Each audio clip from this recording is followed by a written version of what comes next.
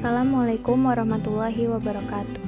Halo semuanya, perkenalkan nama saya Devia Wulandari dari S1 Manajemen semester 3.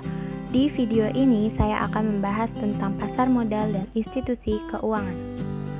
Untuk pembahasan yang pertama yaitu pengertian dari pasar modal.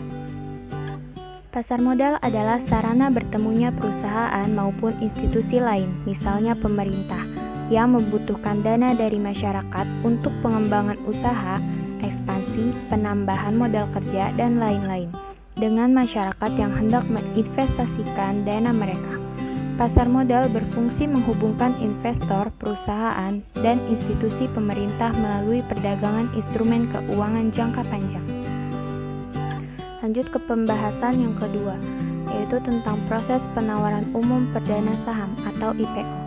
IPO atau penawaran umum adalah istilah di mana suatu perusahaan atau emiten menawarkan dan menjual efek-efek yang diterbitkannya dalam bentuk saham kepada masyarakat luas. Dalam pelaksanaannya, IPO melalui 5 tahap proses, yaitu yang pertama, perusahaan perlu mendapatkan persetujuan dari stakeholders dan mempersiapkan penjamin emisi yang membantu perusahaan dalam melakukan IPO. Yang kedua, emiten harus menyampaikan permohonan pencatatan saham ke Bursa Efek Indonesia dan menyampaikan pernyataan pendaftaran kepada Otoritas Jasa Keuangan atau OJK. Yang ketiga, perusahaan dapat menerbitkan prospektus ringkas dan melakukan public expose jika izin publikasi telah dikeluarkan oleh OJK. Yang keempat, perusahaan membuka masa penawaran umum saham kepada publik setelah pernyataan pendaftaran perusahaan telah dinyatakan efektif oleh OJK. Yang kelima, BEI akan memberikan persetujuan dan mengumumkan pencatatan saham perusahaan serta pemberian kode saham perusahaan untuk keperluan perdagangan saham di bursa. Selanjutnya, proses trading saham di pasar sekunder Bursa Efek Indonesia. Pelaksanaan perdagangan efek di bursa dilakukan dengan menggunakan fasilitas Just Next G.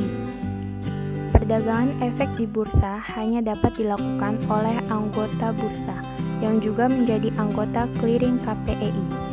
Anggota Bursa Efek bertanggung jawab terhadap seluruh transaksi yang dilakukan di bursa, baik untuk kepentingan sendiri maupun kepentingan nasabah. Untuk pembahasan yang terakhir yaitu proses penerbitan obligasi perusahaan.